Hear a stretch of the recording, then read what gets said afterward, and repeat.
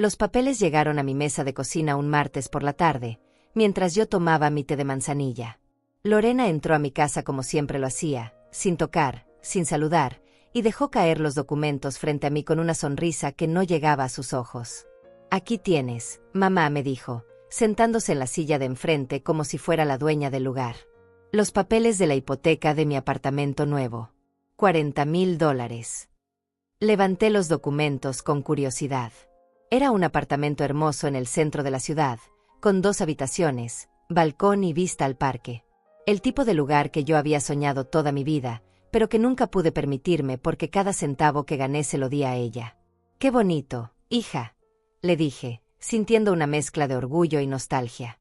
«Te felicito. Trabajaste mucho para conseguirlo». «Sí, mamá», respondió, jugueteando con sus uñas perfectas. «Y ahora necesito que me ayudes con los pagos.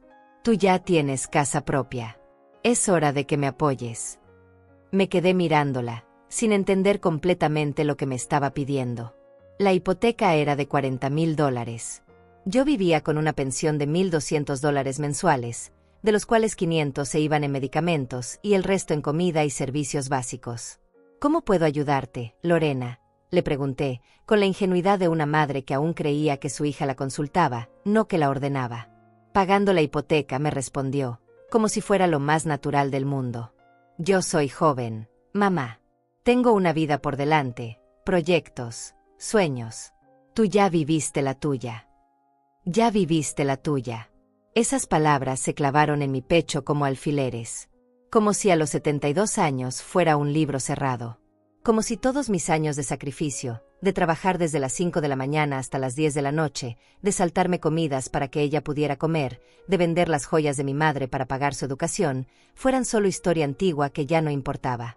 «Hija», le dije suavemente, «yo no tengo ese dinero. Mi pensión apenas me alcanza para vivir». «Entonces busca la manera», me contestó, levantándose de la silla. «Vende algo, pide un préstamo, hipoteca esta casa. Pero mi apartamento necesita esos pagos». La miré fijamente, buscando en sus ojos a la niña que yo había cargado en brazos, a la que había cantado canciones de cuna, a la que había consolado en cada pesadilla. Pero lo que vi me heló la sangre. No había amor ahí. No había gratitud. Solo una frialdad calculadora que me resultaba completamente extraña. «¿Y si no puedo?», le pregunté, sintiendo un nudo en la garganta. Lorena se detuvo en la puerta, se dio la vuelta y me miró con una sonrisa que jamás olvidaré. Una sonrisa que no tenía nada de hija y todo de extraña. «Entonces tendremos problemas, mamá. Porque yo no voy a perder mi apartamento por tu egoísmo». Me quedé sola en mi cocina, con los papeles húmedos por las lágrimas que no había notado que estaban cayendo. El reloj de pared marcaba las 4 de la tarde. Afuera, los niños jugaban en la calle, sus risas llegaban hasta mi ventana como ecos de una felicidad que yo había olvidado cómo se sentía. ¿Egoísmo? ¿Llamaba egoísmo a mi incapacidad de pagarle un apartamento de lujo? Yo, que había trabajado 18 horas diarias limpiando casas ajenas para que ella pudiera estudiar. Yo, que vendí las joyas de mi madre, las únicas cosas de valor que tenía, para pagar su universidad. Yo, que me saltaba comidas para que ella pudiera almorzar en el colegio. Tomé los papeles con manos temblorosas. $40,000. La cifra bailaba frente a mis ojos como una burla. Era más dinero del que yo había visto junto en toda mi vida. Era más dinero del que yo ganaría en 3 años completos, si es que vivía tanto tiempo. El teléfono sonó. Era ella. «Mamá, se me olvidó decirte algo», me dijo, con esa voz dulce que usaba cuando quería algo. «Necesito la respuesta antes del viernes. Si no puedes conseguir el dinero, tendré que buscar otras opciones». «¿Qué otras opciones?», pregunté, aunque algo en mi estómago me decía que no quería saberlo. «Pues podrías firmar algunos papeles conmigo, para que mi abogado entienda que tú estás de acuerdo con ayudarme. Ya sabes, cosas legales».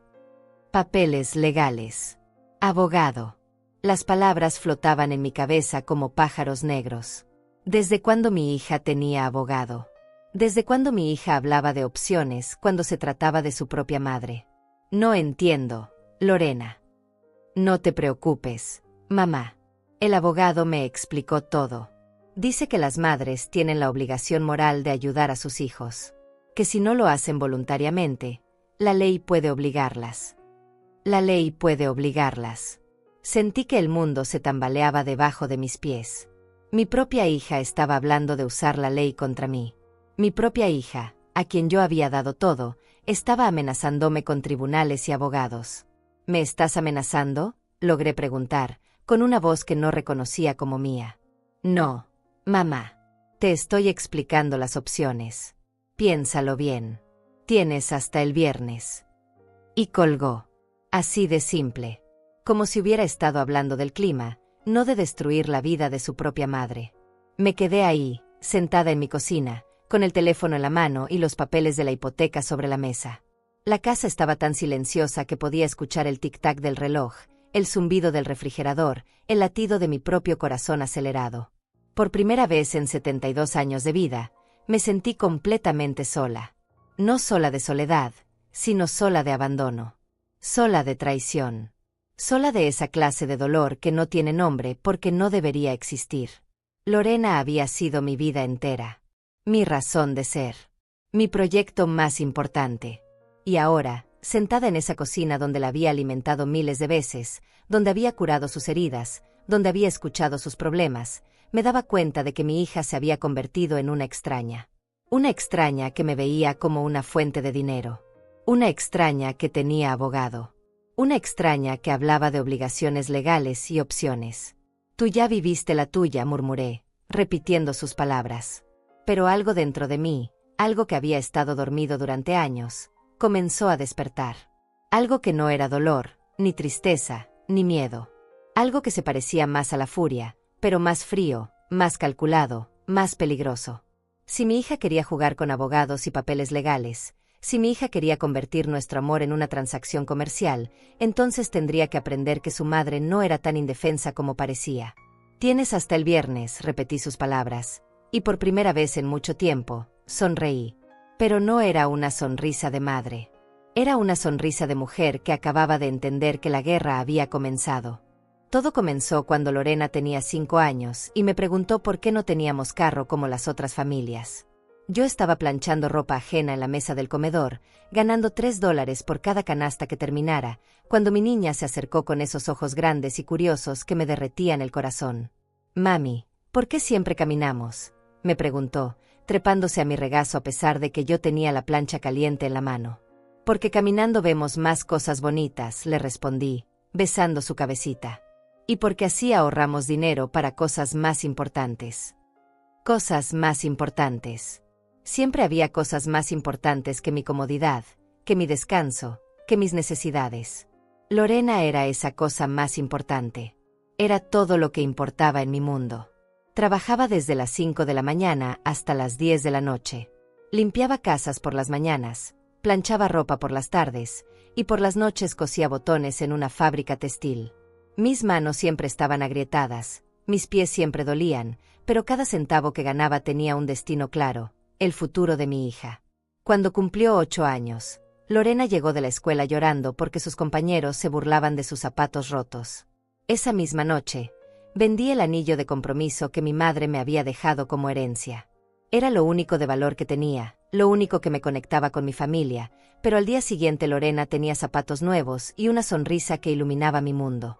«Gracias, mami», me dijo, abrazándome tan fuerte que pensé que se me iban a romper las costillas. «Eres la mejor mamá del mundo. Eres la mejor mamá del mundo». Esas palabras se convirtieron en mi combustible. Cada vez que mis piernas no podían más, cada vez que mis ojos se cerraban de cansancio, cada vez que el hambre me apretaba el estómago porque había decidido que ella comiera mi porción, recordaba esas palabras y encontraba fuerzas para seguir adelante. Cuando tenía 12 años, Lorena quiso aprender piano. Las clases costaban $50 mensuales. $50 que yo no tenía. Pero conseguí un trabajo adicional lavando platos en un restaurante los fines de semana. Llegaba a casa con las manos en carne viva, pero escuchar a mi niña tocar melodías simples valía cada ampolla, cada cortada, cada hora de sueño perdida. «Mami, cuando sea famosa, te voy a comprar una casa grande», me prometía, acariciando mis manos lastimadas. «Y vas a tener una empleada para que no tengas que trabajar tanto». Una casa grande. Una empleada. Yo sonreía y le decía que solo quería verla feliz, que eso era todo lo que necesitaba. Pero en secreto, en lo más profundo de mi corazón, me permitía soñar con ese futuro donde mi sacrificio tendría sentido, donde mi amor sería recompensado, donde finalmente podría descansar. A los 15 años, Lorena comenzó a cambiar. Ya no me contaba sobre su día en la escuela. Ya no se acurrucaba conmigo en el sofá para ver televisión. Ya no me decía que era la mejor mamá del mundo. Cuando le preguntaba cómo estaba, me respondía con monosílabos. Cuando trataba de abrazarla, se alejaba. Es la adolescencia, me decía la señora Samara, mi vecina. Todos los niños pasan por eso. Ya se le pasará. Pero no se le pasó. Empeoraba cada día. Comenzó a avergonzarse de mí, de mi ropa vieja, de mis manos trabajadas, de mi acento cuando hablaba con sus maestros. Cuando sus amigas venían a casa, me pedía que me quedara en la cocina. No salgas, mamá, me decía, con una voz que se había vuelto fría. Mis amigas no necesitan conocerte. Mis amigas no necesitan conocerte. Cada palabra era un cuchillo, pero yo me decía que era parte de crecer, que era normal que los adolescentes se alejaran de sus padres. Me quedaba en la cocina, escuchando sus risas desde lejos, sintiéndome como una extraña en mi propia casa. A los 18 años, cuando se graduó de la preparatoria, Lorena anunció que quería estudiar en la universidad más cara de la ciudad. La matrícula costaba más de lo que yo ganaba en un año entero. Cuando le expliqué que no podíamos pagarlo, me miró como si le hubiera traicionado. Todas mis amigas van a ir a universidades buenas, me dijo, con esa voz que había aprendido a usar cuando quería hacerme sentir culpable. ¿Por qué yo tengo que conformarme con menos? Esa noche, saqué la cuenta de todo lo que tenía. Mi pequeña casa, las joyas de mi madre, mis ahorros de toda una vida. No era suficiente. Pero había una opción, podía hipotecar la casa. Podía apostar todo lo que tenía al futuro de mi hija. Y lo hice. Hipotequé mi casa, vendí las joyas de mi madre, trabajé 3 trabajos simultáneamente para pagar la universidad de Lorena. Hubo noches que no comía para poder enviarle dinero para sus gastos. Hubo días que caminaba 2 horas para ahorrar el pasaje del autobús y mandárselo a ella. Pero tenía fe. Tenía la certeza de que todo valdría la pena. Que cuando se graduara, cuando tuviera un buen trabajo, cuando fuera exitosa, recordaría todo lo que había hecho por ella. Que me amaría como yo la amaba. Que cuidaría de mí como yo había cuidado de ella. Durante los 4 años de universidad, Lorena me visitaba cada vez menos. Sus llamadas se volvieron esporádicas, y cuando hablábamos, solo era para pedirme dinero. Dinero para libros, dinero para proyectos, dinero para salir con sus amigas, dinero para ropa, dinero para todo. Mamá, necesito $500 para un proyecto, me decía, sin siquiera preguntar cómo estaba yo. Mamá, se me dañó la computadora, necesito $1000 para una nueva. Mamá, mis amigas van a viajar y yo no puedo quedarme sin ir. Siempre necesitaba algo. Siempre había una emergencia. Siempre había una razón por la cual yo tenía que dar más, sacrificar más, trabajar más. Y yo siempre encontraba la manera de conseguir lo que me pedía, porque era mi hija, porque la amaba, porque tenía la esperanza de que algún día me lo agradecería. Cuando se graduó, yo estaba en primera fila, llorando de orgullo. Mi niña, mi proyecto más importante, tenía un título universitario. Todo había valido la pena. Todo el sacrificio, todo el dolor, toda la soledad. Finalmente, mi hija sería exitosa y yo podría descansar. Pero cuando la ceremonia terminó, cuando fui a abrazarla, Lorena me presentó a sus amigos como la señora que me ayudó durante la universidad. No como su madre.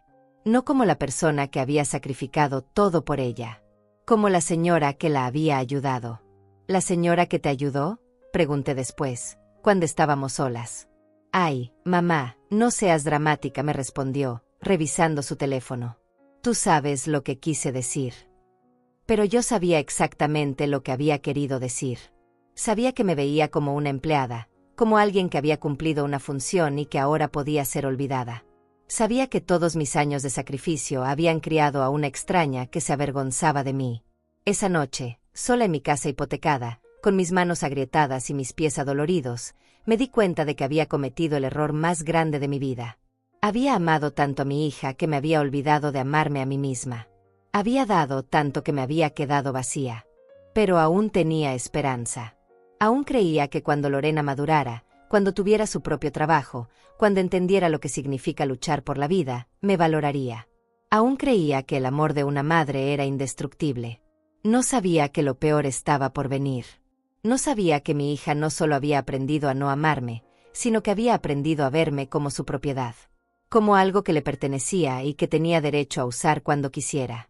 Tú ya viviste la tuya, había dicho ese martes, mientras dejaba los papeles de la hipoteca sobre mi mesa. Ahora, sentada en mi cocina, con los documentos frente a mí, me daba cuenta de que había estado ciega durante años. Que había confundido el amor con la entrega total.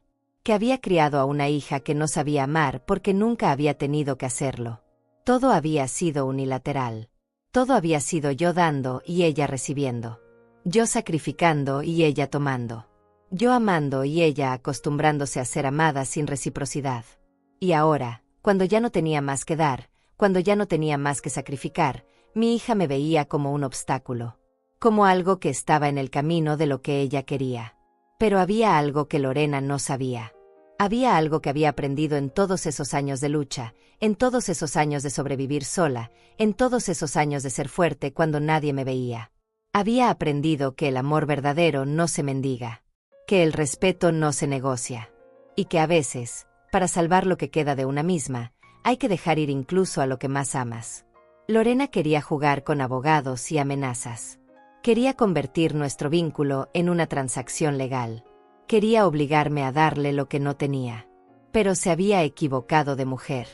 La madre que había criado ya no existía.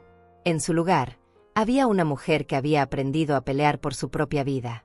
El viernes llegó más rápido de lo que esperaba. Lorena apareció en mi puerta a las 3 de la tarde, pero esta vez no vino sola. Traía con ella a un hombre alto, de traje oscuro, que cargaba un portafolio de cuero como si fuera un arma. «Mamá, te presento a Gustavo Valverde», me dijo Lorena, entrando a mi casa sin esperar invitación. «Es mi abogado. Vino a explicarte las opciones que tenemos». Mi abogado. No nuestro abogado. No un abogado que nos fuera a ayudar a las dos. Su abogado. Como si yo fuera el enemigo contra el cual necesitaba protegerse. «Buenas tardes, señora Meneses», me dijo el hombre, extendiéndome una mano que estreché por educación, aunque todo en mi cuerpo me gritaba que no lo hiciera. Su hija me ha contado sobre la situación. Espero que podamos llegar a un acuerdo beneficioso para todos. Un acuerdo beneficioso para todos. Pero yo no había pedido ningún acuerdo. Yo solo había dicho que no tenía $40,000 para pagarle un apartamento a mi hija. Eso no era una situación legal, era una realidad económica. Siéntense, les dije, porque mi madre me había enseñado a ser educada incluso cuando el mundo se me viniera encima. ¿Quieren café? No, mamá, esto no es una visita social, me cortó Lorena, sentándose en mi sofá como si fuera suyo. Gustavo tiene algunas opciones que podrían funcionar para las dos. El abogado abrió su portafolio y sacó varios documentos. Los extendió sobre mi mesa de centro con la precisión de alguien que había hecho esto muchas veces antes. «Verá, señora Meneses», comenzó, ajustándose los lentes. «Según las leyes de nuestro estado, los padres tienen ciertas obligaciones hacia sus hijos adultos cuando estos han demostrado dependencia emocional y económica durante su formación». Dependencia emocional y económica. Las palabras sonaban tan técnicas, tan frías, como si el amor que yo le había dado a mi hija, todos esos años de sacrificio, fueran solo una transacción comercial que ahora se podía cobrar. «No entiendo», murmuré, mirando los papeles que parecían escritos en otro idioma. «Es simple, mamá», intervino Lorena, con esa voz paciente que usaba cuando hablaba con niños pequeños. «Durante toda mi vida, tú me acostumbraste a depender de ti. Pagaste todo por mí, me resolviste todos los problemas. Ahora, legalmente, no puedes simplemente cortarme el apoyo». «Exactamente», continuó el abogado. «Su hija tiene un caso sólido. Podríamos argumentar que usted creó una expectativa de apoyo continuo. Y cuando los padres crean esas expectativas, tienen la obligación legal de mantenerlas». Me quedé mirándolos, sintiendo como si estuviera en una película de terror. ¿Estaban diciéndome que amarla había sido un error? ¿Que cuidarla había creado una deuda legal? ¿Que todos mis sacrificios me habían convertido en su deudora de por vida? Pero yo no tengo el dinero, repetí, sintiendo que mi voz sonaba cada vez más pequeña. Ahí es donde entran las opciones, dijo Gustavo, señalando los papeles.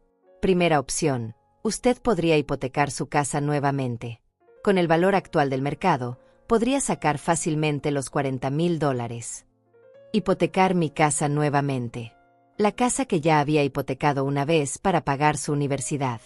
La casa que había estado a punto de perder 3 veces porque no podía pagar las cuotas. La casa que era lo único que me quedaba en el mundo. Segunda opción, continuó, como si estuviera leyendo un menú, podría firmar un acuerdo de transferencia gradual de bienes. Básicamente, usted se comprometería a transferir la propiedad de su casa a Lorena en un plazo determinado, y mientras tanto, ella se hace cargo de los gastos del apartamento.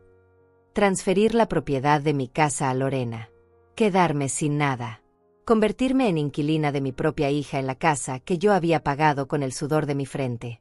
Y la tercera opción, dijo, mirándome directamente a los ojos, es que resolvamos esto por la vía legal. Lorena puede demandarte por abandono económico y dependencia emocional creada. En ese caso, un juez decidiría no solo sobre los $40,000, sino sobre una pensión mensual que tendrías que pagarle. Una pensión mensual. A mi propia hija. Como si fuera mi ex esposo después de un divorcio. Como si haberla amado me hubiera convertido en su empleador de por vida. ¿Qué opinas, mamá?, me preguntó Lorena, cruzándose de piernas como si estuviéramos discutiendo el menú de la cena. A mí me parece que la segunda opción es la más justa. Yo me quedo con la casa, tú puedes seguir viviendo aquí, y todos contentos. Todos contentos. Excepto yo, que quedaría sin patrimonio, sin seguridad, sin nada. Todos contentos, excepto yo, que me convertiría en una arrimada en mi propia casa. Necesito tiempo para pensarlo, logré decir, aunque lo que realmente quería era gritarles que se fueran de mi casa. Por supuesto, dijo Gustavo, guardando los papeles. Pero no puede ser mucho tiempo. Lorena ya firmó el contrato del apartamento. Los pagos comienzan el próximo mes. Ya firmó el contrato. Sin siquiera esperar mi respuesta. Sin siquiera considerar la posibilidad de que yo dijera no. Había comprado un apartamento de $40,000 contando con mi dinero, con mi casa, con mi futuro. Después de que se fueron, me quedé sentada en mi sofá, mirando el lugar donde habían estado los papeles. La casa se sentía contaminada, como si hubieran traído algo sucio que ahora se pegaba a las paredes, a los muebles, a mi piel. Fui a la cocina y me serví un vaso de agua. Mis manos temblaban tanto que derramé la mitad en el fregadero. ¿Cómo había llegado a esto? ¿Cómo había pasado de ser una madre amorosa a ser una deudora? ¿Cómo había pasado mi hija de ser una niña agradecida a ser una extraña con abogado? El teléfono sonó. Era Lorena. Mamá, se me olvidó decirte algo, me dijo, con esa voz dulce que ahora me daba escalofríos. Gustavo me explicó que si eliges la segunda opción, yo podría ayudarte con algunos arreglos en la casa. Ya sabes, modernizarla un poco. Modernizarla un poco. Cambiar mi casa para que fuera de su gusto. Borrar todo rastro de mi vida en el lugar donde había vivido durante 30 años.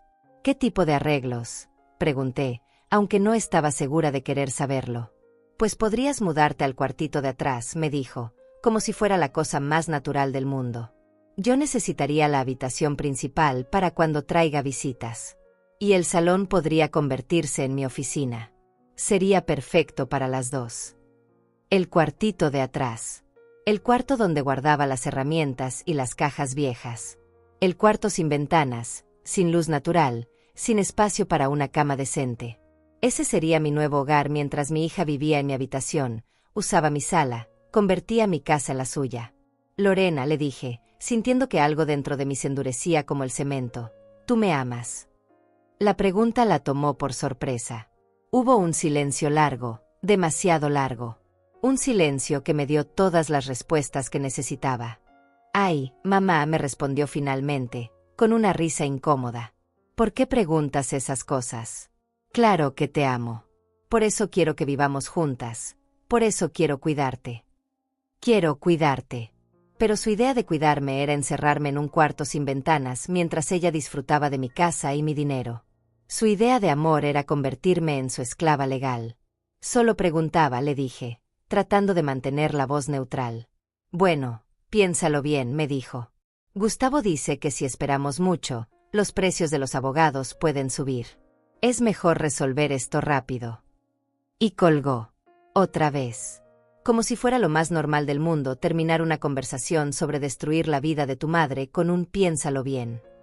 Me quedé ahí, en mi cocina, sosteniendo el teléfono y sintiendo que el mundo se había vuelto loco.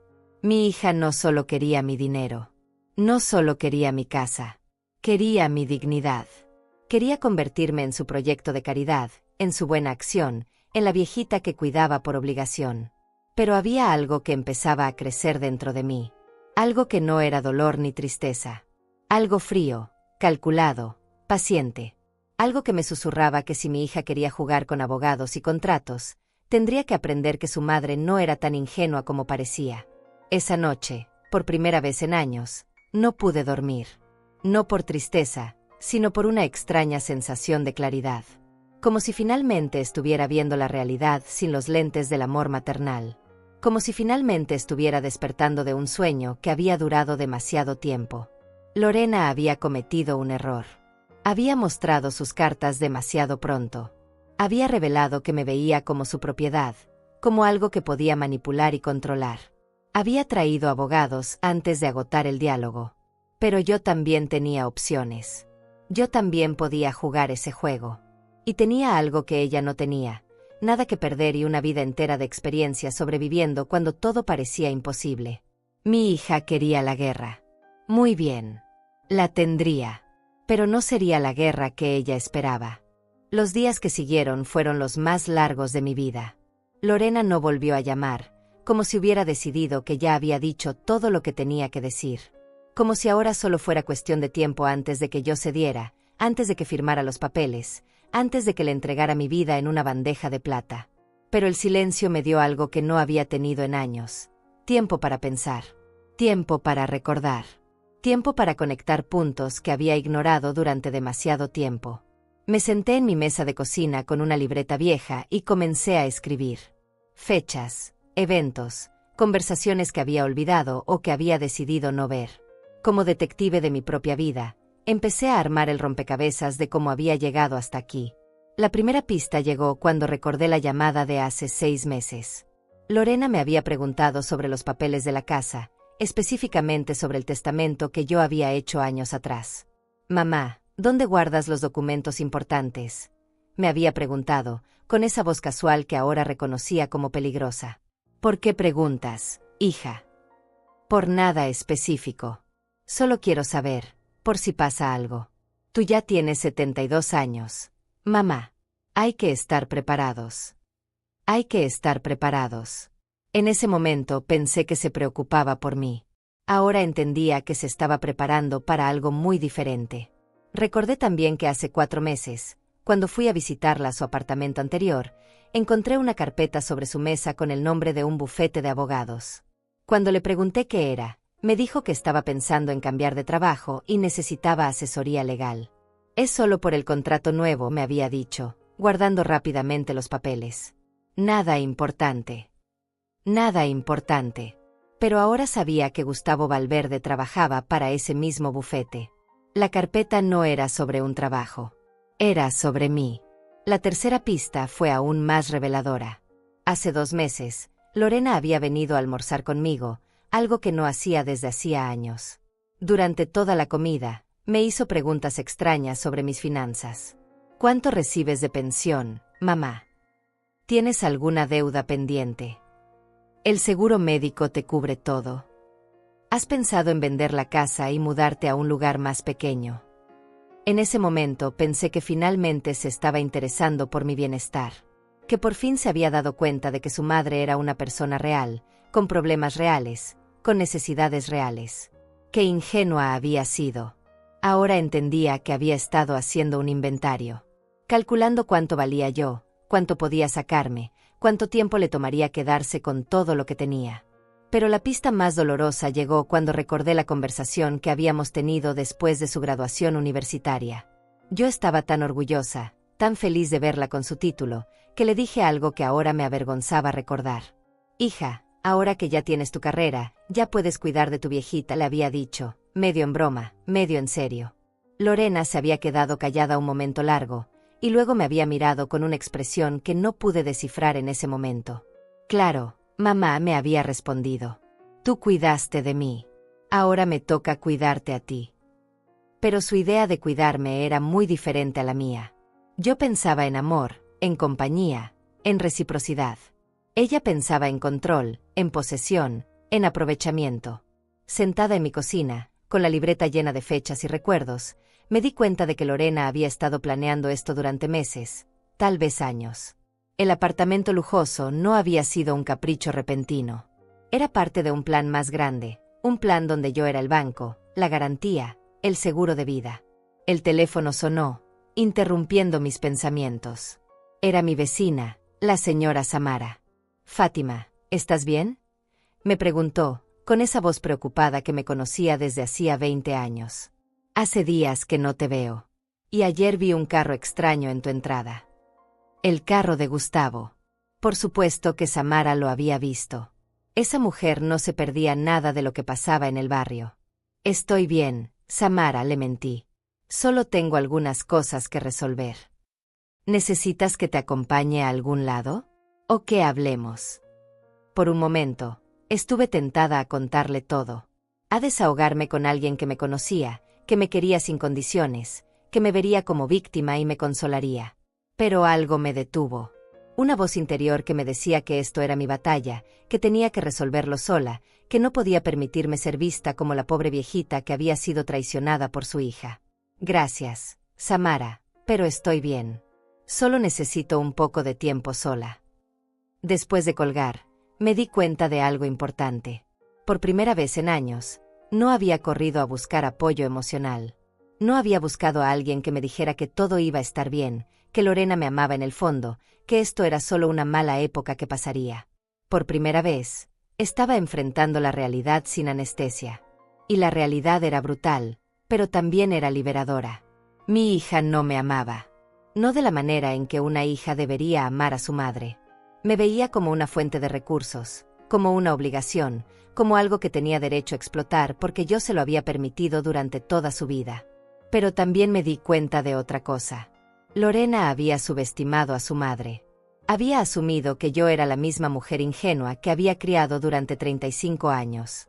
Había asumido que yo simplemente aceptaría su ultimátum, que firmaría sus papeles, que me resignaría a vivir en el cuartito de atrás de mi propia casa. Se había equivocado. Esa noche, fui al ropero de mi habitación y saqué una caja que no había abierto en años. Era una caja pequeña, de metal, donde guardaba los documentos más importantes de mi vida. Mi acta de nacimiento, mi acta de matrimonio, el acta de defunción de mi esposo, los papeles de la casa, mi testamento. Pero había algo más. Algo que había guardado durante años sin saber por qué. Cartas que Lorena me había escrito cuando estaba en la universidad. Cartas donde me pedía dinero, donde me prometía que algún día me lo devolvería, donde me decía cuánto me amaba y cuánto valoraba mi sacrificio. Las leí todas, una por una. Y en cada carta encontré promesas rotas, manipulación emocional, peticiones disfrazadas de amor. Mi hija había sido una experta en hacer que me sintiera culpable por no dar más, en hacerme sentir egoísta por tener necesidades propias, en convertir mi amor maternal en una herramienta para conseguir lo que quería. «Querida mamá», decía una carta de cuando tenía 20 años, «sé que es mucho dinero, pero este viaje a Europa con mis compañeras es muy importante para mi formación. Tú siempre me has enseñado que la educación es lo más importante. No puedo ser la única que se quede sin ir. Sería muy humillante para mí. Sé que harás este sacrificio porque me amas». «Porque me amas». Siempre terminaba con eso. Siempre convertía su demanda en una prueba de mi amor. Y yo, como la tonta que era, siempre caía en la trampa. Otra carta, de cuando tenía 23 años. «Mamá, necesito que me ayudes con el depósito de mi nuevo apartamento. Sé que acabas de prestarme $1000, pero este lugar es perfecto y si no lo tomo ahora, lo perderé. Confío en ti porque sé que siempre has querido lo mejor para mí. Cuando tenga mi trabajo estable, te prometo que te devolveré todo». Te prometo que te devolveré todo. Pero nunca devolvió nada. Nunca siquiera volvió a mencionar las deudas. Como si el dinero que yo le daba fuera un regalo, no un préstamo. Como si mi sacrificio fuera su derecho, no mi generosidad. Y la carta más reciente, de hace apenas 2 años. Mamá, gracias por entender que necesito mi espacio. Sé que a veces no te llamo tanto como antes, pero eso no significa que no te ame. Solo significa que estoy construyendo mi propia vida. Espero que estés orgullosa de mí. Estoy construyendo mi propia vida. Pero aparentemente, mi vida era parte de los materiales de construcción. Guardé las cartas de vuelta en la caja, pero esta vez con un propósito diferente. Ya no eran recuerdos dolorosos. Eran evidencia. Eran prueba de un patrón de manipulación que había durado años. Eran mi seguro contra lo que estaba por venir. Porque ahora entendía el juego. Lorena no había inventado esta estrategia de la noche a la mañana. Había estado practicándola durante años, perfeccionándola, usándola cada vez que necesitaba algo de mí. La única diferencia era que ahora tenía ayuda legal. Pero yo también tenía cartas que jugar. Yo también tenía evidencia. Y tenía algo que Lorena había perdido en el camino, la capacidad de sobrevivir cuando todo parecía imposible. Mi hija había crecido en la comodidad que yo le había dado. Nunca había tenido que pelear por nada, nunca había tenido que ser fuerte cuando el mundo se le venía encima, nunca había tenido que encontrar soluciones cuando no las había. Yo sí. Yo había sobrevivido a la muerte de mi esposo, a la pobreza, a años de trabajo agotador, a la soledad. Había criado a una hija sola, había pagado una casa sola, había construido una vida sola. Lorena pensaba que me conocía. Pensaba que sabía exactamente cómo reaccionaría, cómo me rendiría, cómo aceptaría su plan. Pero se había equivocado. La mujer que había criado había desaparecido. En su lugar, había una mujer que ya no tenía nada que perder y que había decidido que no perdería ni un centavo más. El juego había comenzado. Pero esta vez, yo también sabía las reglas. El lunes por la mañana desperté con una claridad que no había sentido en años. No era la claridad de la tristeza ni de la resignación. Era la claridad de quien ha tomado una decisión y sabe exactamente lo que tiene que hacer. Me vestí con mi mejor ropa, la blusa azul que guardaba para ocasiones especiales y los zapatos negros que solo usaba para ir a misa. Si iba a pelear por mi vida, lo haría con dignidad. Mi primera parada fue el banco. Había sido cliente de la misma sucursal durante 20 años, y la cajera, Estefanía, me conocía por mi nombre. «Buenos días, señora Meneses», me saludó con una sonrisa. «¿En qué puedo ayudarla hoy?» «Necesito una copia completa de todos mis movimientos bancarios de los últimos 5 años», le dije, con una voz que no admitía preguntas. Estefanía me miró sorprendida. Yo nunca había pedido algo así antes. Siempre había sido la clienta silenciosa que venía a cobrar su pensión y se iba sin hacer ruido. «Por supuesto, señora. ¿Es para algún trámite específico?» «Asuntos legales», respondí, y vi como sus ojos se abrían un poco más. «También necesito un certificado de todos los préstamos que he tenido, las fechas, los montos y el estado actual de cada uno». «Eso puede tardar unas horas», me dijo, tecleando en su computadora. «No hay prisa. Esperaré». Mientras esperaba en el banco, repasé mentalmente mi lista. Los movimientos bancarios me mostrarían exactamente cuánto dinero había transferido a Lorena a lo largo de los años. Cuánto había gastado en su educación, en sus caprichos, en sus emergencias inventadas. Si mi hija quería convertir nuestra relación en algo legal, tendría que ver todos los números. Cuando me entregaron los documentos, el total me dejó sin aliento. En 5 años, había transferido a mi hija casi $60,000. $60,000 que nunca me había devuelto, que nunca había mencionado, que había tomado como si fuera su derecho natural. Mi segunda parada fue el registro de la propiedad. Necesitaba una copia certificada de todos los documentos de mi casa, incluyendo el historial completo de hipotecas y pagos. El empleado, un joven que parecía aburrido con su trabajo, me atendió con desgana hasta que le expliqué lo que necesitaba. «¿Está pensando en vender?», me preguntó, con súbito interés. «Estoy pensando en protegerme», le respondí. Los documentos mostraban claramente que yo había pagado la hipoteca original de mi casa durante 15 años. Que la había hipotecado nuevamente hace 6 años para pagar la universidad de Lorena. Que había estado a punto de perderla 3 veces por atrasos en los pagos. Y que ahora, finalmente, Faltaban solo 2 años para terminar de pagarla completamente. 2 años. En 2 años, mi casa sería completamente mía, sin deudas, sin hipotecas. Mi única garantía de seguridad en la vejez. Y mi hija quería que se la entregara como si fuera un regalo de cumpleaños. Mi tercera parada fue la biblioteca pública. Necesitaba investigar las leyes que Gustavo había mencionado. Dependencia emocional y económica. Obligaciones de los padres hacia hijos adultos. Demandas por abandono económico. La bibliotecaria, una mujer de mi edad llamada Celia, me ayudó a encontrar los libros de derecho civil y los códigos familiares del Estado. ¿Está escribiendo algo?, me preguntó, curiosa al ver que había llenado una libreta completa con notas. Estoy defendiéndome, le respondí, y ella asintió como si entendiera perfectamente lo que eso significaba. Después de 3 horas de lectura, tenía las respuestas que necesitaba. Las leyes que Gustavo había citado existían, pero tenía limitaciones muy específicas.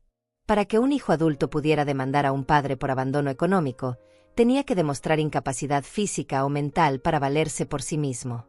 Tenía que probar que había sido impedido de desarrollar independencia económica por acciones deliberadas del padre.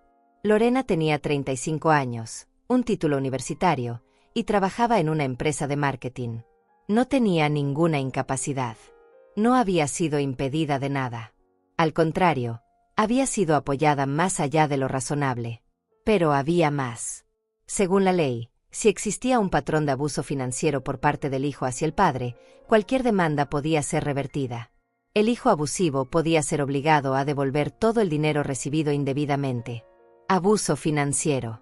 Las palabras resonaron en mi cabeza como campanas. Eso era exactamente lo que Lorena había estado haciendo durante años. Manipularme emocionalmente para obtener dinero. Aprovecharse de mi amor maternal para financiar su estilo de vida. Mi cuarta parada fue el bufete de abogados al otro lado de la ciudad.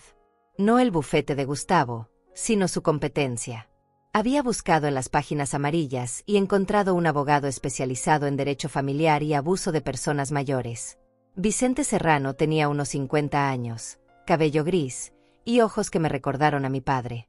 Cuando le expliqué mi situación, sin ocultar ningún detalle, se quedó callado un momento largo.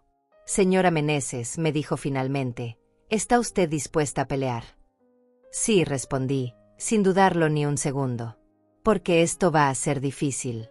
Su hija tiene abogado, tiene un plan, y claramente ha estado preparándose para esto. Pero usted tiene algo que ella no tiene. ¿Qué?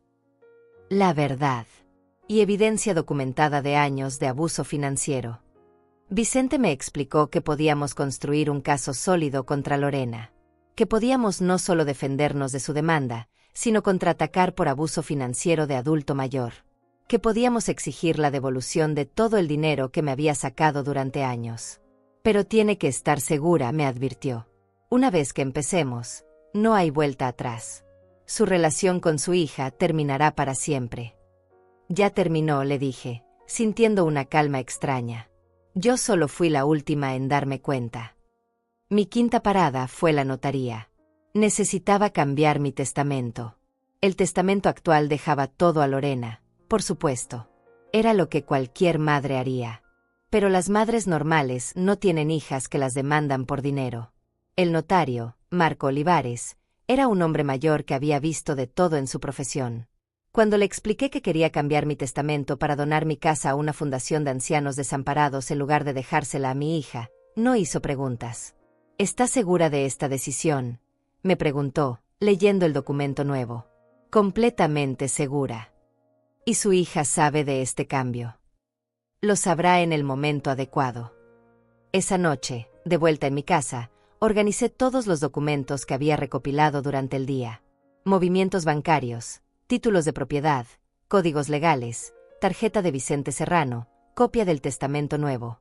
Todo perfectamente ordenado en una carpeta nueva. Por primera vez en semanas, me serví un té tranquila. No era el té de una víctima esperando a ser destruida. Era el té de una mujer que había decidido pelear y que tenía las armas para ganar. El teléfono sonó. Era Lorena. «Mamá, ¿ya pensaste lo que hablamos?», me preguntó, con esa voz dulce que ahora me resultaba transparente. «Sí, hija. Ya pensé». Y creo que deberíamos hablar en persona. Con tu abogado. Hubo un silencio de sorpresa. Claramente no esperaba que yo tomara la iniciativa. ¿Estás dispuesta a firmar los papeles?, me preguntó, con una emoción mal disimulada. Estoy dispuesta a hablar, le respondí. Pero esta vez, yo también traeré a mi abogado. ¿Tu abogado? Su voz subió una octava. ¿Desde cuándo tienes abogado? Desde que mi propia hija me amenazó con demandarme. Otro silencio, este más largo, más tenso. Mamá, no entiendo por qué tienes que complicar las cosas, me dijo, y por primera vez detecté algo que podría ser nerviosismo. Yo solo quiero que me ayudes. Yo también quiero ayudarte, Lorena, le respondí, acariciando la carpeta con documentos. Quiero ayudarte a entender exactamente lo que estás pidiendo. ¿Qué significa eso? Significa que nos vemos el viernes. Tú con tu abogado, yo con el mío. Y resolveremos esto de una vez por todas. Pero mamá. El viernes. Lorena. En mi casa. A las 2 de la tarde. Y colgué. Por primera vez en mi vida, le colgué el teléfono a mi hija. Me quedé ahí, sosteniendo el auricular, sintiendo una mezcla extraña de miedo y poder. Había pasado una línea que no sabía que existía. Había dejado de ser la madre que siempre cede y me había convertido en la mujer que pelea por lo suyo. Lorena había querido convertir nuestro amor en un asunto legal. Perfecto. Tendría su pelea legal. Pero no sería la pelea fácil que había imaginado. Sería la pelea de su vida. Y yo tenía toda la intención de ganar.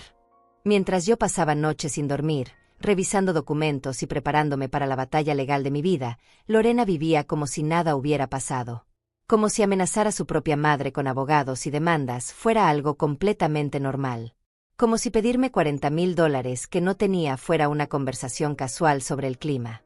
Lo supe porque Samara, mi vecina, me lo contó. Fátima me dijo el miércoles por la mañana, mientras regaba sus plantas, no sé si debería decirte esto, pero ayer vi a Lorena en el supermercado. Mi corazón se aceleró. Sí. Estaba comprando cosas carísimas. Jamón ibérico, vinos importados, esas galletas francesas que cuestan $15 la caja. Y llevaba puesto un vestido que parecía salido de una revista. Mientras yo contaba centavos para mis medicamentos, mi hija compraba jamón ibérico.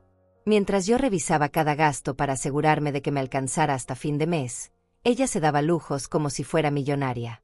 Pero lo que más me llamó la atención, continuó Samara, bajando la voz, es que le preguntó al carnicero si podía apartar un pavo entero para el fin de semana. Dijo que iba a hacer una cena especial para celebrar algo importante. Una cena especial. Para celebrar algo importante. Mi estómago se encogió al entender lo que significaba. Lorena estaba celebrando por adelantado. Estaba tan segura de que yo firmaría sus papeles, de que le entregaría mi casa y mi futuro, que ya estaba planificando la fiesta. Esa tarde, no pude resistir la curiosidad. Entré a Facebook por primera vez en meses y busqué el perfil de mi hija. Lo que vi me quitó el aliento. Había subido fotos de su apartamento nuevo. Un apartamento hermoso, moderno, con muebles que costaban más que mi pensión de todo un año. En una foto aparecía brindando con una copa de champaña en su balcón, con una sonrisa radiante y un vestido que no había visto nunca. El pie de foto decía, finalmente en mi nuevo hogar. A veces las cosas se demoran, pero al final todo llega en su momento perfecto. Grateful for new beginnings. Grateful for new beginnings. Nuevos comienzos. Como si mudarme al cuartito de atrás de mi propia casa fuera un nuevo comienzo para ella.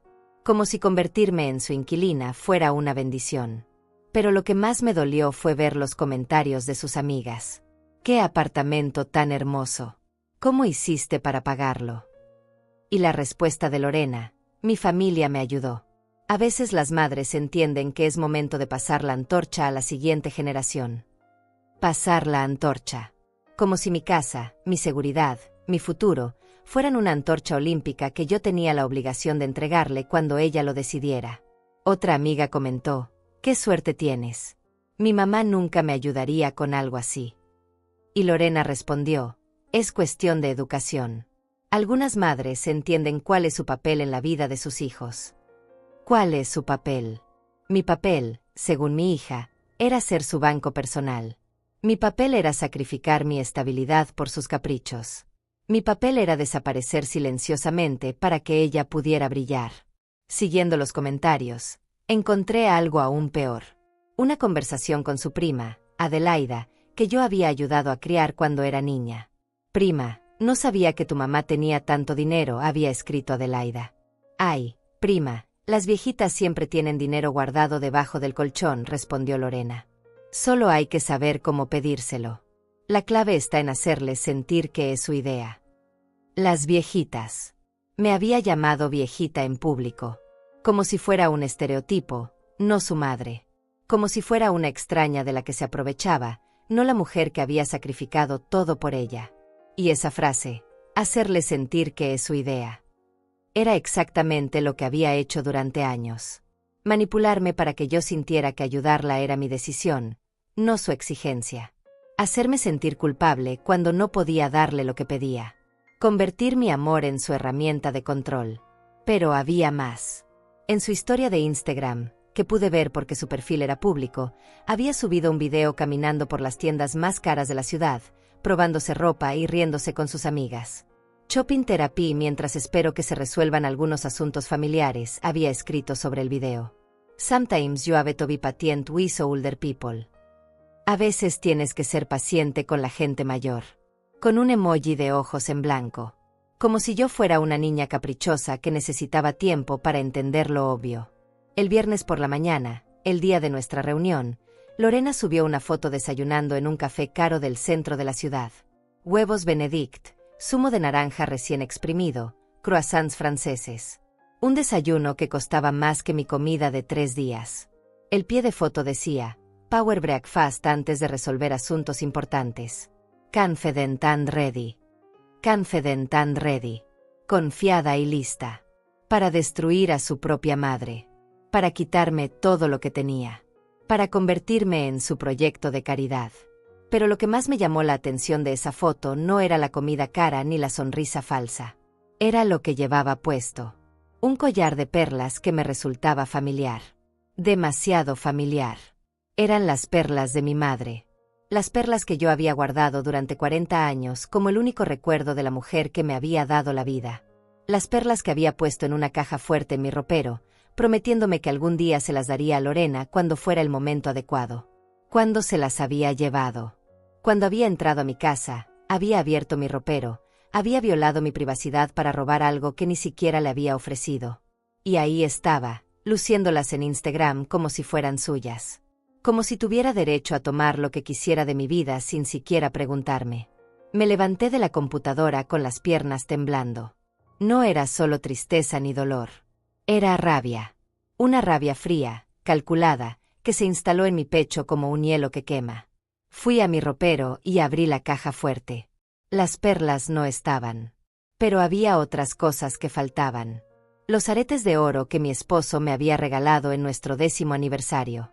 El reloj de plata que había sido de mi padre. Un anillo con un diamante pequeño que había comprado con el primer sueldo de mi vida. Lorena había estado robándome durante meses, tal vez años. Entrando a mi casa cuando yo no estaba, revisando mis cosas, tomando lo que le gustaba. Convirtiendo mi hogar en su tienda personal. Y yo, ciega de amor maternal, había pensado que tal vez había perdido las cosas. Que mi memoria ya no era la misma. Que la edad me estaba jugando malas pasadas. No era la edad. Era mi propia hija, robándome sistemáticamente mientras sonreía y me llamaba mami. El teléfono sonó. Era ella. Mamá, ¿estás lista para nuestra reunión? Me preguntó, con esa voz alegre que ahora me resultaba insoportable. Sí, Lorena. Estoy lista. Espero que hayas recapacitado sobre todo esto. Gustavo dice que podemos resolver esto muy fácilmente si tú cooperas. Si yo coopero. Como si resistirme a que me robaran fuera falta de cooperación. He estado pensando mucho, le dije, acariciando la carpeta de documentos que había preparado Vicente. ¡Qué bueno! Sabía que entenderías que esto es lo mejor para las dos. Lo mejor para las dos. Mientras ella compraba jamón ibérico con mi futuro dinero, mientras celebraba su nueva vida con mi sacrificio, mientras se robaba las joyas de mi madre como si fueran suyas. Nos vemos a las 2, le dije. Nos vemos, mami. Y gracias por entender. Colgué y me quedé ahí, sosteniendo el teléfono, sintiendo que algo dentro de mí había cambiado para siempre. Ya no era dolor. Ya no era tristeza. Era una determinación fría, implacable. Mi hija había cometido su error más grande. No solo me había subestimado, sino que había dejado evidencia de todo. Sus propias palabras en redes sociales, sus propias fotos, sus propios comentarios, serían su perdición. Había estado tan segura de su victoria que había documentado su plan públicamente. Había sido tan arrogante que había confesado su manipulación en comentarios de Facebook. Había estado tan confiada que había celebrado antes de ganar. Pero no había ganado. Ni siquiera había empezado a pelear. Porque la mujer que había criado ya no existía. En su lugar, había una mujer que había perdido todo lo que tenía que perder, excepto su dignidad. Y esa dignidad no era negociable. A las 2 en punto, Vicente llegó a mi casa con su portafolio. Un hombre serio, preparado, que había revisado cada documento que yo le había entregado. ¿Está lista para esto?, me preguntó. Más que lista, le respondí, mirando las fotos de Instagram en mi teléfono, donde mi hija lucía las perlas de mi madre como trofeos de guerra. Recuerde, me dijo Vicente, no se deje provocar. Mantenga la calma. Deje que sea yo quien hable. No se preocupe, le respondí, sintiendo una paz extraña. Hoy no voy a gritar. Hoy voy a dejar que los documentos hablen por mí. Y cuando sonó el timbre, cuando escuché la voz de Lorena saludando desde la puerta, sonreí por primera vez en semanas. No era una sonrisa de madre amorosa. Era una sonrisa de mujer que sabía exactamente lo que estaba a punto de hacer. La guerra había comenzado. Pero mi hija no sabía que ya la había perdido. Lorena llegó 5 minutos tarde, como siempre hacía para demostrar que su tiempo era más valioso que el de los demás. Pero esta vez venía acompañada no solo de Gustavo, sino también de otra mujer que no conocía, vestida con un traje negro impecable y una sonrisa que no llegaba a sus ojos. Mamá, me dijo Lorena, besándome la mejilla como si fuéramos dos extrañas cumpliendo con un protocolo social, te presento a Ángela Macías. Es especialista en derecho familiar y vino a ayudarnos a resolver esto rápidamente. Ayudarnos a resolver. Como si yo fuera parte del problema, no la víctima. Como si mi resistencia a ser robada fuera el obstáculo que había que superar. Señora Meneses, me dijo Ángela, extendiendo una mano fría, espero que podamos llegar a un acuerdo que beneficie a toda la familia. Yo también, le respondí, señalando hacia la sala. Pasen, por favor. Vicente ya estaba sentado en mi sofá, con su portafolio perfectamente organizado sobre la mesa de centro. Cuando Lorena lo vio, su sonrisa se tensó ligeramente. Mamá, ¿no me dijiste que tu abogado ya estaría aquí?, me dijo, con un tono que pretendía ser casual pero que traicionaba su molestia. Te dije que vendría con mi abogado, le respondí, tomando asiento frente a ella. Vicente Serrano, especialista en derecho familiar y protección de adultos mayores. La palabra protección cayó en la sala como una piedra en agua quieta. Vi cómo Gustavo y Ángela intercambiaron una mirada rápida, el tipo de mirada que significa esto no era lo que esperábamos. Bueno, dijo Gustavo, abriendo su portafolio, creo que todos queremos resolver esto de la manera más amigable posible.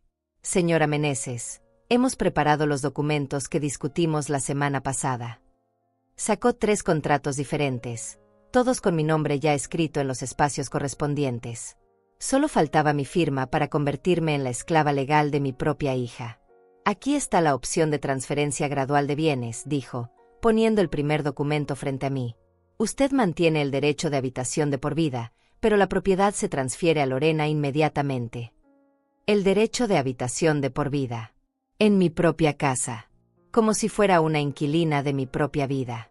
Esta es la opción de hipoteca, continuó, poniendo el segundo documento. Usted toma un préstamo contra su casa por $40,000, que se transfieren directamente a Lorena para su apartamento. Y esta, dijo, poniendo el tercer documento, es la opción de pensión alimentaria voluntaria. Usted se compromete a pagar $1,000 mensuales a Lorena durante los próximos 5 años. $1,000 mensuales. Toda mi pensión. Todo lo que tenía para vivir. Todo lo que me quedaba después de una vida entera de trabajo. ¿Cuál prefiere?, me preguntó Ángela, sonriendo como si me estuviera ofreciendo opciones de postre, no maneras diferentes de destruir mi futuro. Ninguna, dije tranquilamente. El silencio que siguió fue tan denso que podía cortarse con cuchillo. Lorena se inclinó hacia adelante, con esa expresión de incredulidad que ponía cuando alguien se atrevía a contradecirla. ¿Cómo que ninguna?, me preguntó. Vicente, le dije a mi abogado, ¿puedes mostrarles los documentos, por favor? Vicente abrió su portafolio con movimientos deliberados, calculados. Sacó la primera carpeta y la puso sobre la mesa. Movimientos bancarios de la señora Meneses de los últimos 5 años, anunció, como si estuviera presentando evidencia en un tribunal. Transferencias totales a Lorena Meneses, $57,400. Vi cómo la cara de Lorena perdía color. Gustavo y Ángela se inclinaron para leer los documentos, sus expresiones profesionales volviéndose tensas. Esto incluye, continuó Vicente, pasando las páginas metódicamente, pagos de matrícula universitaria, gastos de manutención, emergencias médicas que resultaron ser falsas, préstamos personales nunca devueltos y transferencias mensuales regulares. Mamá, me dijo Lorena, con una voz que temblaba ligeramente, eso no viene al caso. Eso era tu obligación como madre. ¿Mi obligación?, repetí, sintiendo que la voz se me endurecía. ¿Hasta los 35 años? Incluyendo viajes a Europa y apartamentos de lujo. Vicente sacó la segunda carpeta.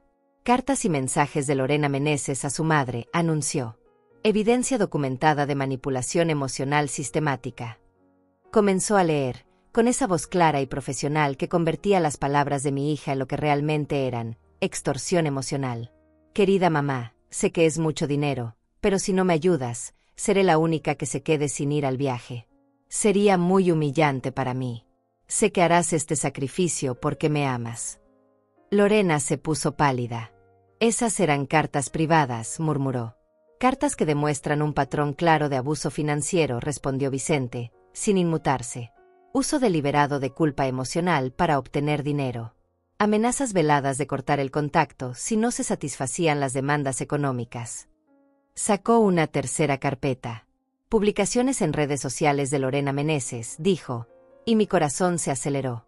Había olvidado que le había dado las capturas de pantalla. En Facebook, comentario del 15 de octubre, las viejitas siempre tienen dinero guardado debajo del colchón. Solo hay que saber cómo pedírselo. La clave está en hacerle sentir que es su idea.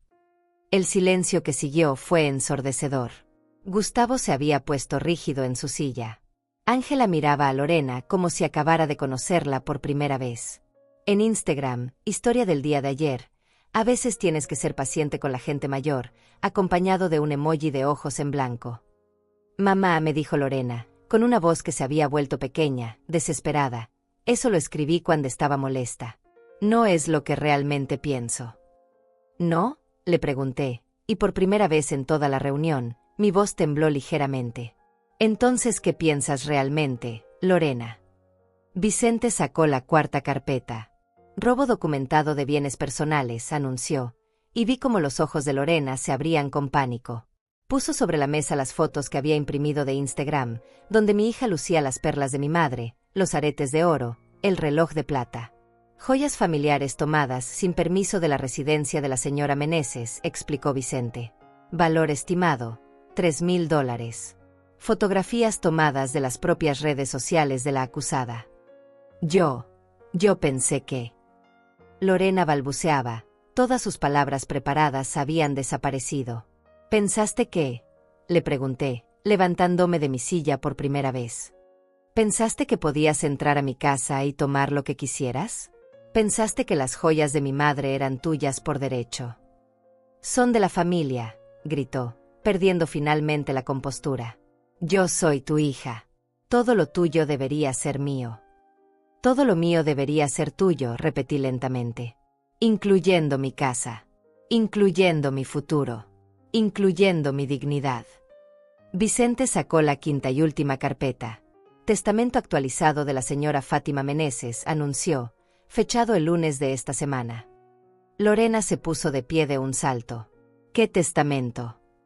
El testamento donde dejo toda mi propiedad a la Fundación de Ancianos Desamparados de la ciudad, le dije, mirándola directamente a los ojos. Porque me di cuenta de que hay muchas personas mayores que necesitan protección contra hijos abusivos. La cara de Lorena se descompuso completamente. No puedes hacer eso. Soy tu hija. Tienes obligaciones hacia mí. Mis únicas obligaciones eran criarte, educarte y darte amor, le respondí, sintiendo una calma extraña. Todo eso lo hice.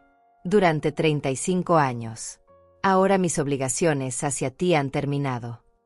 Gustavo trató de recuperar el control de la situación. Señora Meneses, creo que está actuando precipitadamente.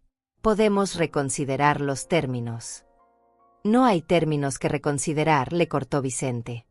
Mi clienta no va a firmar ningún documento que la obligue a entregar su patrimonio. Además, estamos preparando una contrademanda por abuso financiero de adulto mayor. Contrademanda, murmuró Ángela. $57,000, dijo Vicente, más intereses y daños punitivos. Si Lorena Meneses procede con su demanda frívola, nosotros procederemos con la nuestra. Lorena se desplomó en su silla, con la cara entre las manos. Mamá, por favor. No puede ser así. Yo te amo. ¿Me amas?, le pregunté, sintiendo que las lágrimas querían salir pero negándome a llorar frente a sus abogados. ¿Llamar viejita a tu madre en público es amor? ¿Robar las joyas de tu abuela muerta es amor? ¿Amenazar con demandas es amor? Tú me acostumbraste, gritó, perdiendo completamente el control. Tú me enseñaste que siempre me darías todo lo que pidiera. No puedes cambiar las reglas ahora. Las reglas no cambiaron, Lorena, le dije, recogiendo los documentos de Vicente. Tú cambiaste. Te convertiste en alguien que confunde el amor con la extorsión. Que confunde ser hija con ser propietaria. Me dirigí hacia la puerta, indicando que la reunión había terminado. Vicente, ¿podrías acompañar a los señores a la salida? Mamá, espera, gritó Lorena, tratando de alcanzarme. Podemos arreglar esto. Puedo devolver las joyas. Puedo. ¿Puedes qué?, le pregunté, deteniéndome sin voltearme. ¿Puedes dejar de verme como tu fuente de dinero? ¿Puedes amarme sin condiciones económicas? ¿Puedes respetarme como persona? El silencio me dio la respuesta que necesitaba. Cuando puedas hacer eso, Lorena, le dije, abriendo la puerta. Cuando puedas amarme como yo te amé, sin pedir nada a cambio, podemos hablar. Pero hasta entonces, mi abogado se encargará de toda comunicación. Gustavo y Ángela salieron sin decir palabra, claramente derrotados. Lorena se quedó en el umbral, llorando, pero sus lágrimas ya no me conmovían. Había aprendido a distinguir entre las lágrimas del dolor y las lágrimas de la frustración por no conseguir lo que se quiere. Mamá, me dijo una última vez, soy tu hija. Sí, le respondí, cerrando la puerta lentamente. Eras mi hija. Ahora eres una extraña que comparte mi sangre. Y cerré la puerta. No con rabia, no con dolor, sino con una calma que no había sentido en años. Del otro lado, escuché sus sollozos, sus gritos, sus súplicas. Pero no abrí. Por primera vez en mi vida, no abrí la puerta para consolar a mi hija. Porque la hija que había criado había muerto. Y la extraña que lloraba del otro lado de la puerta era el monstruo que había tomado su lugar. Los siguientes días fueron como presenciar un huracán desde la ventana. Lorena comenzó a desmoronarse de maneras que jamás había imaginado posibles. Y yo, por primera vez en años, no corrí a consolarla. El primer signo del colapso llegó el sábado por la mañana. Samara tocó mi puerta con una expresión de confusión total. Fátima, me dijo, no sé cómo decirte esto, pero Lorena está en mi puerta llorando. Dice que no la dejas entrar a tu casa. Desde la ventana pude verla. Mi hija, sentada en los escalones de Samara, con el cabello desarreglado, el maquillaje corrido, vestida con la misma ropa del día anterior. Parecía una extraña versión de la niña que solía consolarse en mi regazo cuando algo la lastimaba. Dice que tuvieron una pelea muy fea, continuó Samara, y que tú la corriste de la casa. Es cierto. Es cierto, le respondí, sintiendo una tranquilidad extraña. Pero no la corrí por una pelea. La corrí porque me amenazó con quitarme mi casa. Los ojos de Samara se abrieron como platos. ¿Qué? Quería que le pagara la hipoteca de su apartamento nuevo. $40,000. Cuando le dije que no tenía ese dinero, trajo abogados para obligarme. Dios mío, murmuró Samara. Su propia madre. Al parecer, su propia madre era su plan de retiro, le dije, observando cómo Lorena trataba de llamar mi atención desde la acera. Pero el plan no funcionó. Lorena se quedó ahí durante 3 horas, alternando entre llorar, gritar mi nombre y llamar por teléfono. Cada vez que mi teléfono sonaba, yo miraba la pantalla, veía su nombre y rechazaba la llamada. Era liberador. El domingo, las llamadas se volvieron desesperadas. No solo de ella, sino también de números desconocidos. Señora Meneses, me dijo una voz femenina que reconocí como la de Adelaida, su prima. Soy yo, Adelaida. Lorena me pidió que la llamara porque usted no le contesta. No le contesto porque no tengo nada que hablar con ella, le respondí. Pero señora, Lorena está muy mal. Dice que usted la corrió de la casa sin razón, que está siendo muy cruel con ella. ¿Te contó por qué la corrí? Hubo una pausa incómoda. Dice que tuvieron un malentendido sobre dinero. No fue un malentendido, Adelaida. Tu prima quería robarme mi casa. ¿Robarle? Señora, debe haber alguna confusión. La confusión es que mi hija pensó que podía amenazar a su madre con abogados y salirse con la suya, le dije, y colgué. El lunes, Vicente me llamó con noticias interesantes. Señora Meneses, me dijo. El abogado de su hija me contactó. Quieren retirar la demanda. ¿Retirarla? Completamente. Al parecer, cuando revisaron la evidencia que presentamos, se dieron cuenta de que no tienen caso. Más bien, se dieron cuenta de que nosotros sí tenemos un caso muy sólido contra su hija. ¿Y qué le dijiste? Que consideraríamos retirar nuestra contrademanda si Lorena devuelve todas las joyas robadas y firma un acuerdo de no contacto. Un acuerdo de no contacto. Básicamente, se compromete a no acercarse a usted, a no contactarla, y a no volver a pedirle dinero. Si viola el acuerdo, puede ir a la cárcel. Por primera vez en semanas, me reí. Una risa real, desde el estómago. Y ellos aceptaron. Están considerándolo. Al parecer, su hija está entrando en pánico porque su historia se está filtrando. Y era cierto. Esa misma tarde, Celia, la bibliotecaria, me llamó. Fátima, me dijo, no sé si debería contarte esto, pero estuve en el supermercado y escuché a 2 señoras hablando de una mujer joven que había demandado a su madre para robarle la casa. La historia se estaba extendiendo por el barrio como aceite en agua. Y en una comunidad pequeña, donde todos conocían a todos, ser señalada como la mujer que había demandado a su propia madre era una marca de muerte social. El martes, Samara me trajo más noticias. Fátima, vi a Lorena en el banco hoy.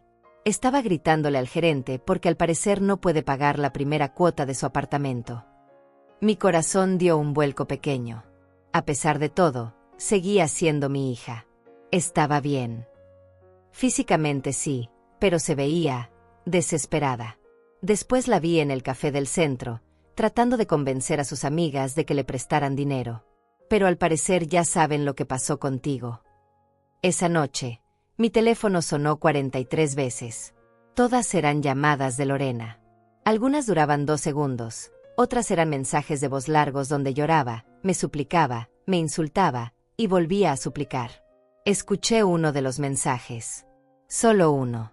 Mamá, por favor, contéstame. Sé que cometí un error, pero puedo arreglarlo. Puedo devolver las joyas. Puedo cancelar el apartamento. Puedo. Mamá, por favor, no me hagas esto. Soy tu hija.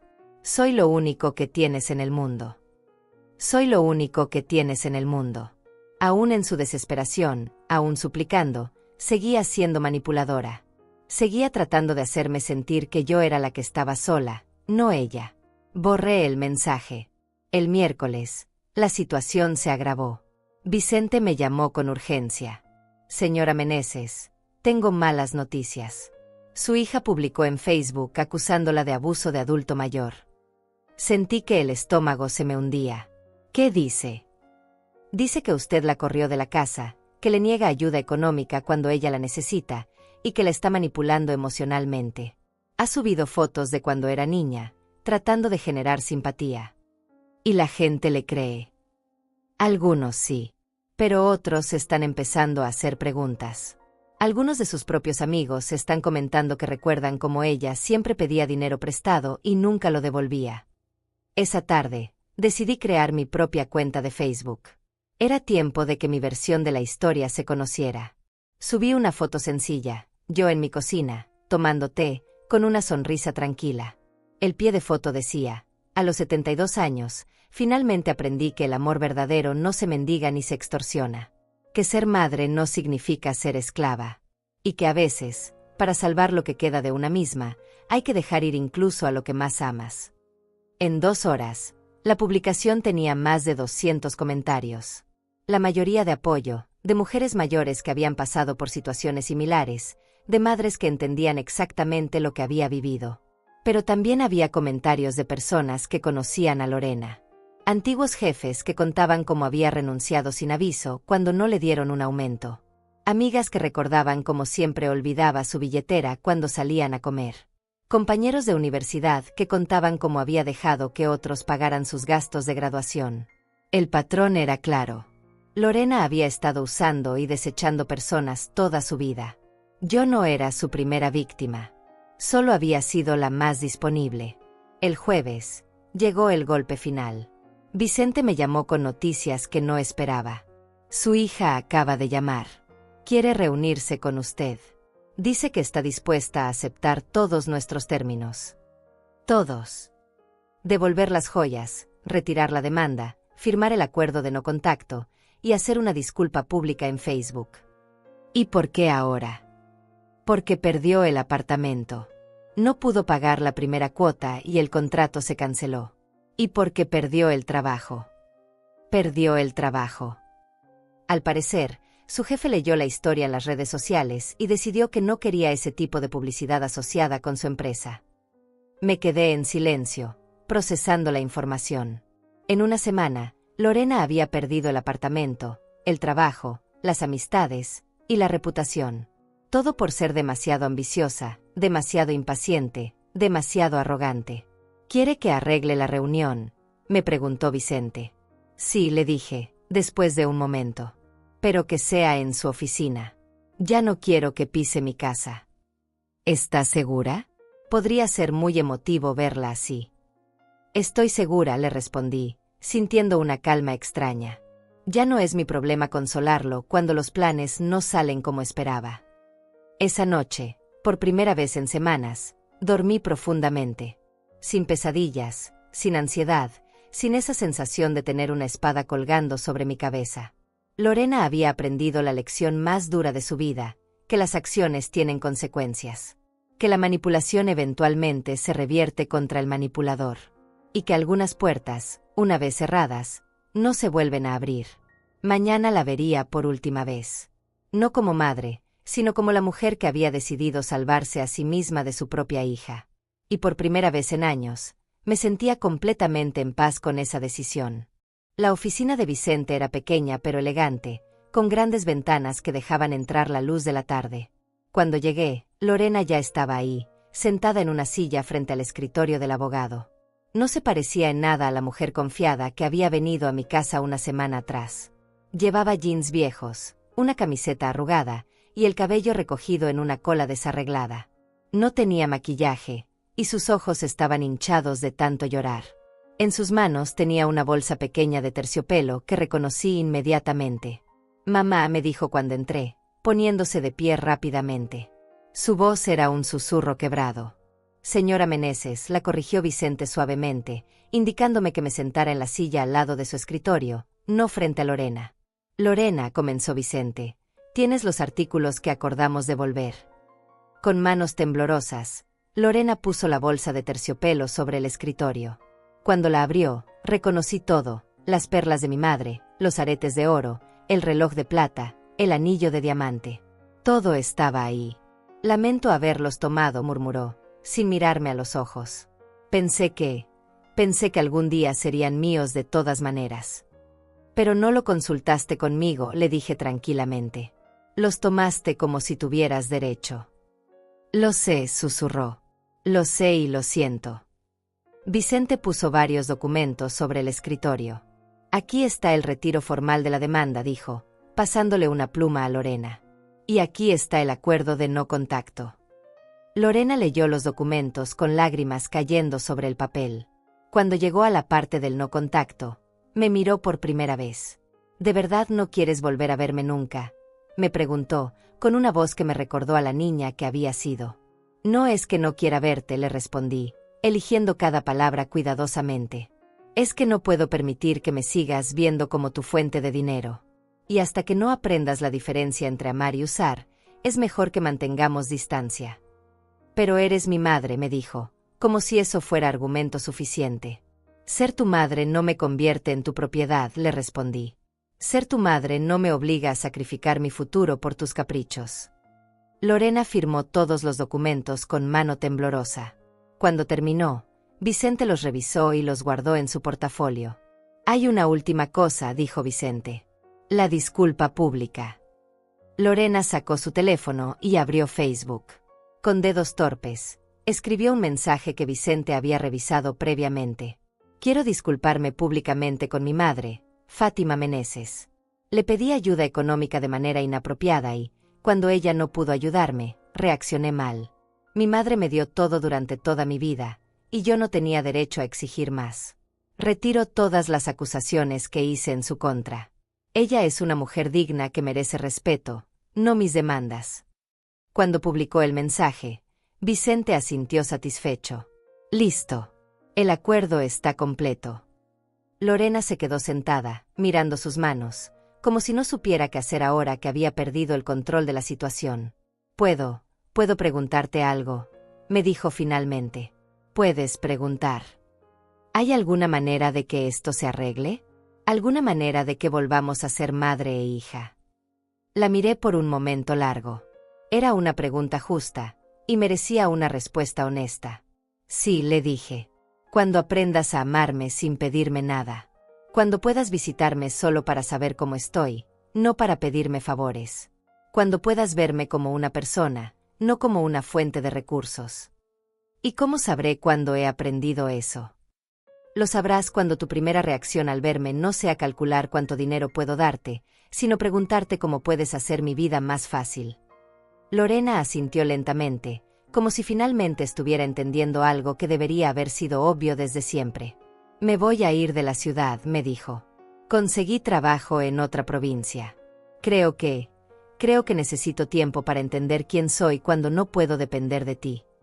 Creo que eso es lo más inteligente que has dicho en años, le respondí, y por primera vez en la reunión, Lorena sonrió un poco. Se levantó para irse, pero se detuvo en la puerta. Mamá, señora Meneses, se corrigió. ¿Puedo abrazarte? No, le dije suavemente. Todavía no. Asintió, entendiendo, y salió de la oficina sin mirar atrás. Me quedé sentada unos minutos más, procesando lo que acababa de pasar. Vicente me ofreció agua, pero yo solo quería silencio. ¿Cómo se siente?, me preguntó finalmente. Libre, le respondí, sorprendiéndome a mí misma con la honestidad de la respuesta. Por primera vez en años, me siento libre. Esa noche, llegué a mi casa con las joyas de mi madre en la bolsa. Las puse de vuelta en la caja fuerte, pero esta vez no sentí nostalgia ni tristeza. Sentí alivio. Me preparé un té de manzanilla y me senté en mi jardín pequeño, donde tenía una planta de jazmín que había estado muriendo durante meses. Le cambié la tierra, la regué con cuidado, y la moví a un lugar donde recibiera más sol. Mientras trabajaba con mis manos en la tierra, pensé en todo lo que había pasado. Mi hija se había ido de la ciudad. Tal vez aprenda. Tal vez no. Pero esa ya no era mi responsabilidad. Mi responsabilidad ahora era conmigo misma. Era cuidar de la mujer que había olvidado durante tantos años de dar todo a otros. Era proteger lo que me quedaba de vida, de paz, de dignidad. El teléfono sonó. Era Samara. Fátima, ¿cómo estás? Estoy bien, le dije, regando mi planta. Estoy en paz. ¿Necesitas compañía? No, le respondí, sorprendiéndome de nuevo. Por primera vez en años, disfruto de mi propia compañía. Esa noche, antes de acostarme, escribí en mi diario algo que nunca había escrito antes. Hoy no salvé a mi hija. Hoy me salvé a mí misma. Y cuando apagué la luz, no sentí culpa. No sentí tristeza. Sentí algo que había olvidado que existía, la satisfacción profunda de haber hecho lo correcto, aunque doliera. Cerré los ojos y dormí como no había dormido en años. El sueño de una mujer que había recuperado su dignidad. El sueño de una mujer que había aprendido que el amor verdadero incluye el amor propio. Y en la oscuridad de mi habitación, susurré las palabras que se habían convertido en mi nueva verdad. No grité. Solo probé. Y eso dolió más que cualquier palabra.